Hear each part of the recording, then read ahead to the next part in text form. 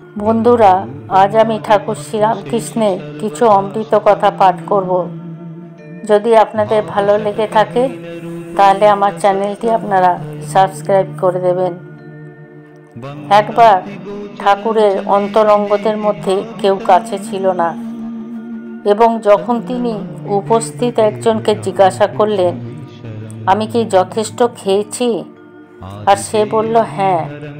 তখন ঠাকুর বললেন, আচ্ছা, আমি আর খাবো না। ঠিক সেই সময় হৃদয়ে এসে দেখলেন যে ঠাকুর তার স্বাভাবিক আহারের অর্ধেক খেয়েছেন। তখন তিনি ঠাকুরকে আরও খাওয়ার জন্য পীড়াপিড়ি করতে লাগলেন। ঠাকুর দেখলেন তখনও তার খিদে রয়েছে, কিন্তু তিনি বললেন, না, আমি বলেছি আর খাবো না, কথার খেলাপ আমি করতে পারবো না। ঠাকুর বরফ খেতে খুব ভালোবাসতেন। একদিন খুব গরমকাল ছিল। রামকৃষ্ণানন্দ বলছেন, আমি দক্ষিণেশ্বর থেকে কলকাতা 6 মাইল হেঁটে কাগজে মোড়া এক টুকরো বরফ নিয়ে গিয়েছিলাম। তখন ঠিক দুপুরবেলা ছিল, আর সূর্যের তেজ এত প্রখর ছিল যে আমার গায়ে ফোস্কা পড়ে গেছিল। ঠাকুর আমাকে দেখেই বলে উঠলেন, উহ, যেন তার খুব কষ্ট হচ্ছিল। আমি তাকে জিজ্ঞাসা করলাম, কি হয়েছে? তিনি বললেন যে আমার শরীরের দিকে তাকাতেই তার শরীর নাকি জ্বলতে আরম্ভ করলো। আর একটা আশ্চর্যের বিষয় হলো, বরফ সারা রাস্তায় এতটুকু গলেনি। শ্রীরামকৃষ্ণ তার কোনো শিষ্যকেই আনুষ্ঠানিকভাবে সন্ন্যাস দেননি। আনুষ্ঠানিক ও হিসাব নিকাশ তার স্বভাব বিরুদ্ধ ছিল। তিনি জগৎমাতার ইচ্ছাতেই চলতেন। তার কাজগুলো ছিল সর্বদা স্বতঃস্ফূর্ত ও অপরিকল্পিত। তিনি তার সন্তানদের প্রাথমিক দীক্ষা দিয়েছিলেন এবং তাদের আধ্যাত্মিক জীবনের ভিত্তি স্থাপন করেছিলেন, কিন্তু দ্বিতীয় দীক্ষার ভার নরেনের উপর দিয়েছিলেন। ঠাকুরের অবর্তমানেই নরেনই দলের নেতা হয়েছিলেন। ভক্তদের মধ্যে একজন বস্ত্র ব্যবসায়ী ছিল। একদিন শ্রীরামকৃষ্ণ তাকে বললেন, একটা মোটা থানকে কেটে গেরুয়া রঙে ছুবিয়ে তার কাছে নিয়ে আসতে। সেগুলো আনা হলে তিনি ছেলেদের বললেন ওই কাপড় পরে ভিক্ষাপাত্র নিয়ে তার জন্য ভিক্ষা করতে যেতে। এটাই ছিল তার ছেলেদের সন্ন্যাসী করার সহজ পদ্ধতি। তার কোনো আনুষ্ঠানিক ক্রিয়াকর্মের প্রয়োজন ছিল না।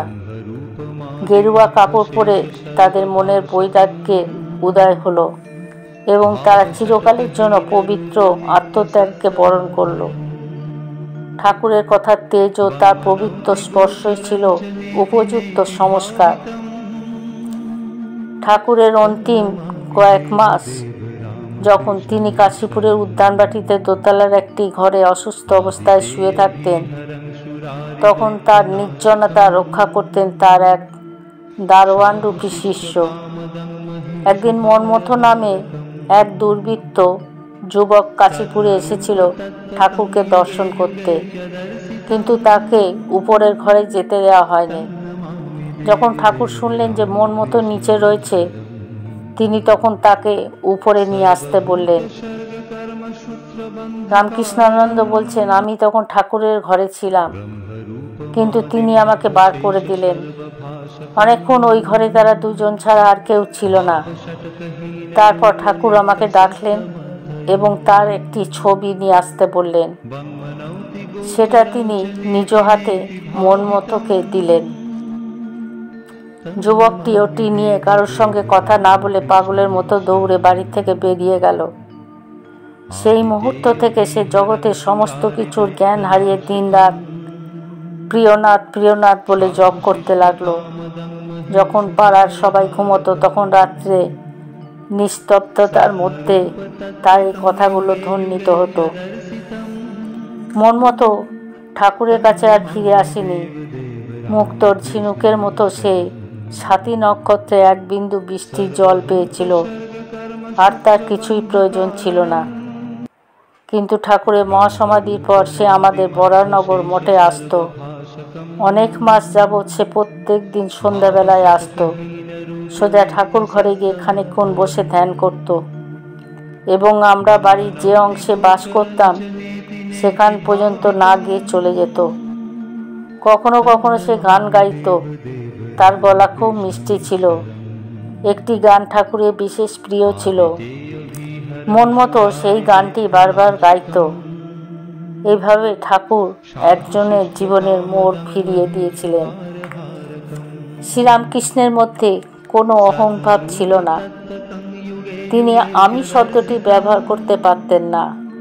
আমি না বলে বলতেন, তুমি এখানে, অর্থাৎ আমার কাছে আসো না কেন। তিনি বলতেন, মা তোমাকে জ্ঞানের আলো দেবেন। তার মধ্যে ঈশ্বরের পূর্ণ অভিব্যক্তি ছিল। তিনি ঈশ্বর ছাড়া কোনো বিষয়ে বলতেন না। তার সমস্ত প্রকৃতি ছিল ঈশ্বর তুল্য। যতদিন আমরা তার দর্শন পাইনি ততদিন জানতাম না পবিত্রতা কি, সিদ্ধি কি এবং ঈশ্বর কি। ঠাকুর সব জানতেন। কেউ যদি তার কাছে বিষণ্ণ চিত্তে যেত, তিনি তখনই নিজের হৃদয়ে সেটা অনুভব করতেন এবং তাকে শান্তি দিতেন। তিনি যা করতেন তা অন্যদের জন্য। তাকে পৃথিবীতে আসতে বাধ্য করা হয়নি, কিন্তু তিনি এসেছিলেন মনুষ্য জাতিকে সাহায্য করার জন্য। তার দেহের প্রত্যেক গতিবিধি, মনের প্রত্যেক ভাব তার সঙ্গীতের উন্নতি সাধনের জন্য পরিচালিত হতো। ঠাকুর প্রত্যেক মানুষকে তার যা প্রয়োজন ঠিক তা দিতে পারতেন। কখনো কোনো লোক অনেক দূর থেকে আসতো ঈশ্বরের জন্য ব্যাকুল হয়ে। তিনি ঘরভর্তি লোক দেখে হয়তো সে সংকুচিত হয়ে